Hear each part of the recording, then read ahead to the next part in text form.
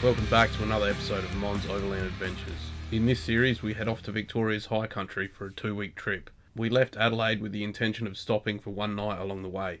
We managed just over 500 kilometres on the first day and ended up staying at a place called Walker's Lake.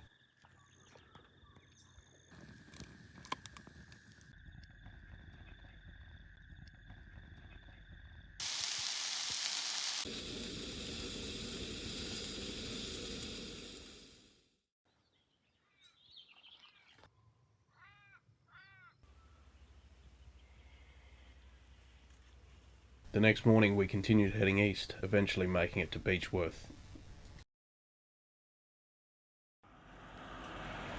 Going into the wool shop to buy some coffee apparently. Where'd it go? There were some easy off-road tracks just outside of town and we found a good spot to camp.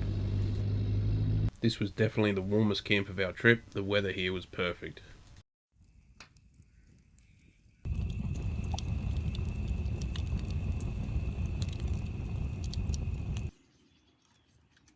Pancakes for breakfast with the jet boil. Tell me when to stop.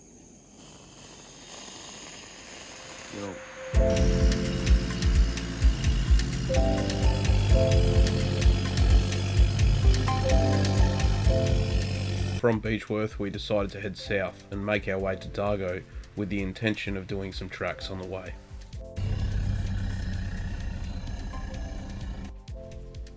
Just after crossing the Buckland River, we headed east onto Goldie Spur track, which we found to be a well-graded dirt road.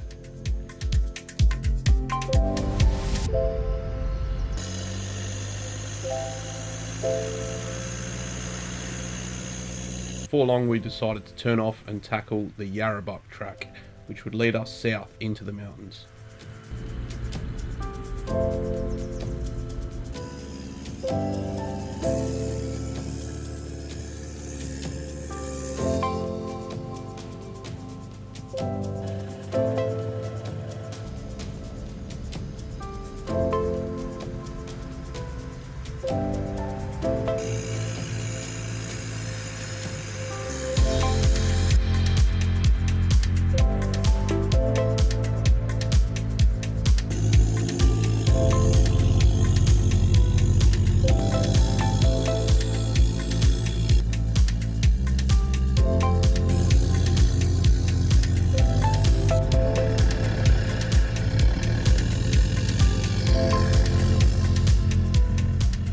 From here we turned off onto Buffalo Range track.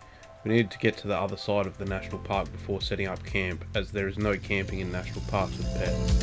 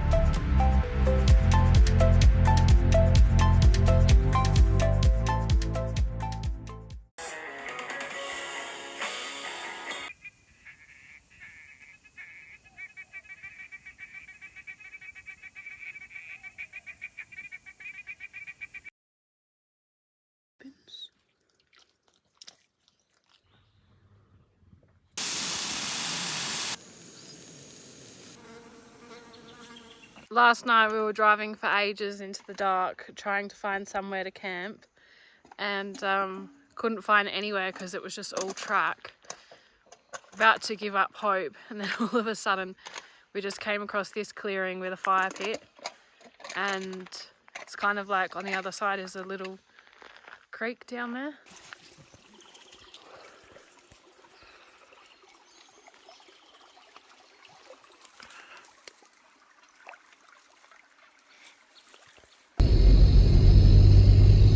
The next morning we continued south on Selwyn Creek Road towards Sarah Spur track.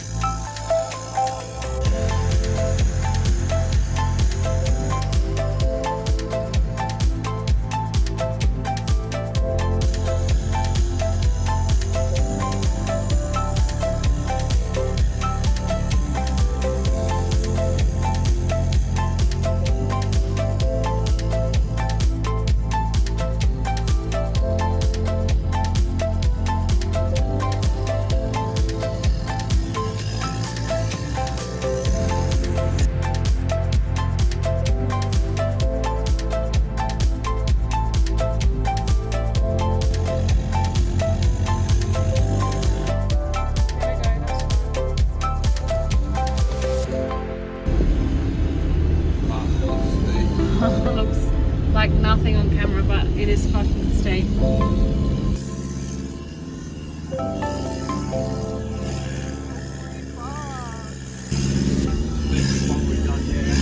Definitely. This climb was by far the steepest track yet. First gear low, all the way up with a good amount of revs.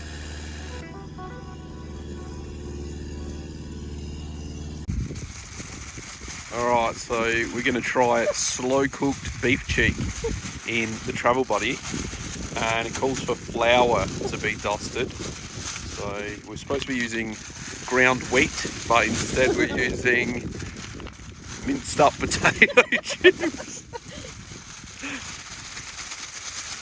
We'll let you know how it turns out. Looks delicious. Good luck.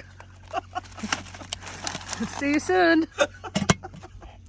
The view from this spot was stunning, but little did we know we were about to experience a major mechanical failure, which was completely my fault. As we had pulled up, I had disengaged the rear locker. I must have turned off the car before it had time to disengage. Upon restarting the car, after putting the beef in the travel buddy, I reversed while steering sharply, unknowingly as the locker was still trying to disengage. We heard a loud bang and that was it. Day 4 into our trip and no more rear locker.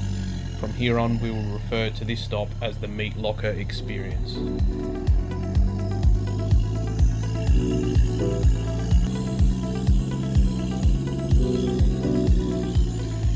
After a long descent down Sarah Spur, the track meets the Wongungarra River, which was straightforward to cross. The ascent after the river was long, steep, but relatively easy going.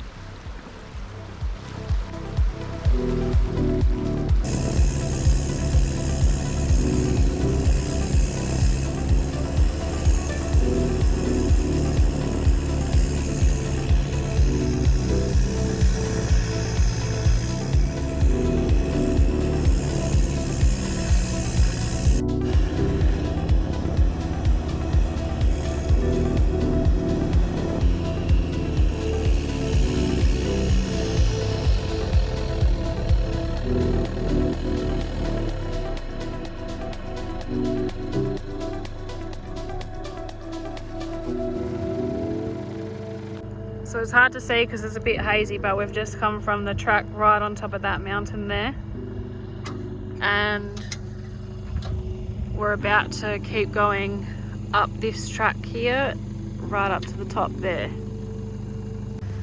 Yolandi, are you in the beef den? Sarah Spur track tees into Brewery Creek Road, where we turned left and continued until we got to the former location of Basalt Knob Hump, which we later learned burnt down in a fire.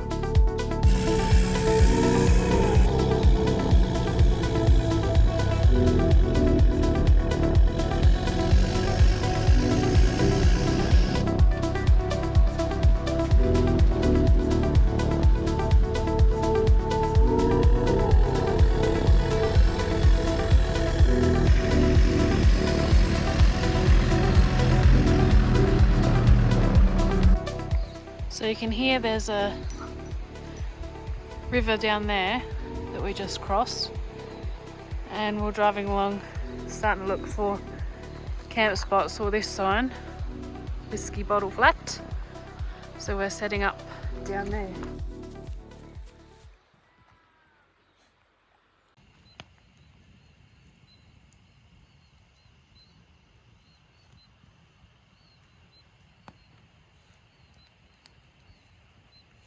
Alright, so this is the beef cheek that we got out. It's been cooking for about 5 hours in the travel buddy.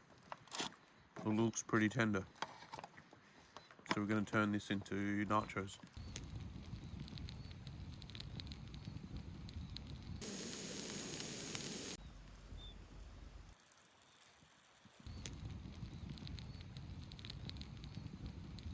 Do you want some kips? From the Whiskey Bottle Flat campground, we backtracked to the Basalt Knob track and headed north. This then tees into the infamous Blue Rag Range track.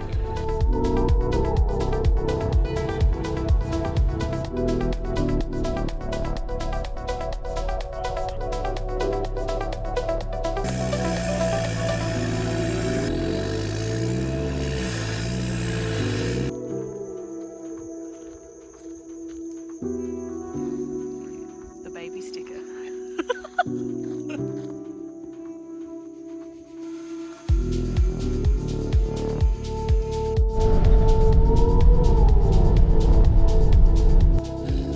Unfortunately for us, on this day there was a lot of low-lying cloud.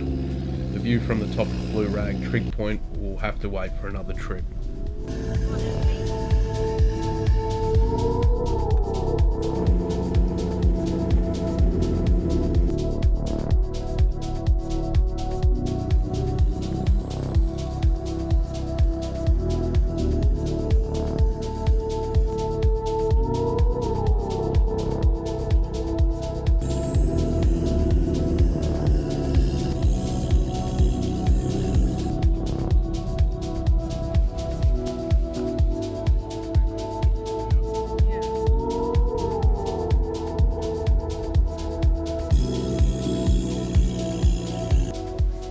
The track finishes at the Wongungarra River campsite. We crossed the river, turned around and started the steep climb back to the trig point. We did come across a park ranger who warned us about the dangers of tackling the track when wet. It was clear to see how slippery the track could become with even the slightest amount of rain. A few days after this, we found out that someone had rolled their car on this very track, so I would definitely avoid Blue Rag Range in the wet. It's fucking freezing! I can see all the mist coming through. The top of Blue Rag Range with the most amazing views. At a marker here. Yep, look at those amazing views. Overall, the track was pretty straightforward with no real challenging sections. It was definitely steep in parts. From here we continued on to the other section of Blue Rag, which was an easy drive back to the High Plains Road. We decided to look for a campsite and turned off the main road on Sam Jameson's Spur track. We also had the opportunity to check the weather, which was starting to look bleak.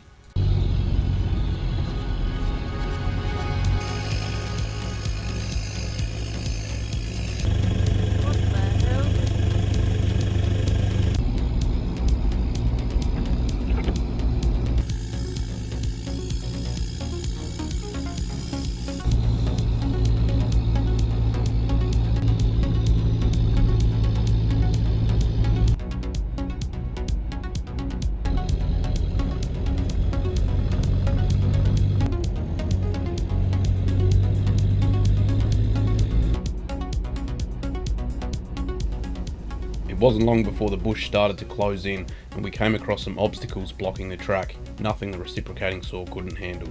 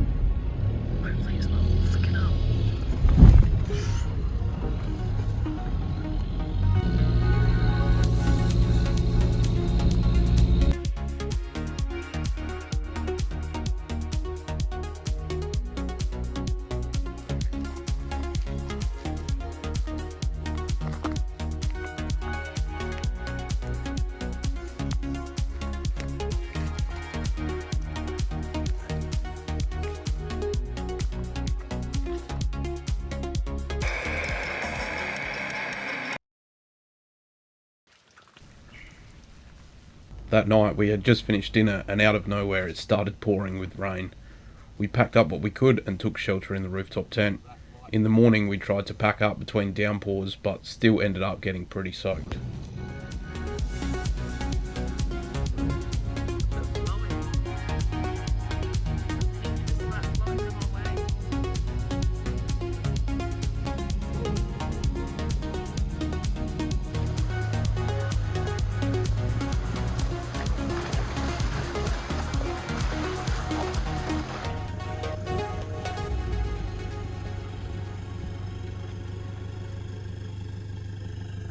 The forecast was showing more rain for later that day and tonight, so we thought a warm stay in Dargo was in order to dry out and recharge.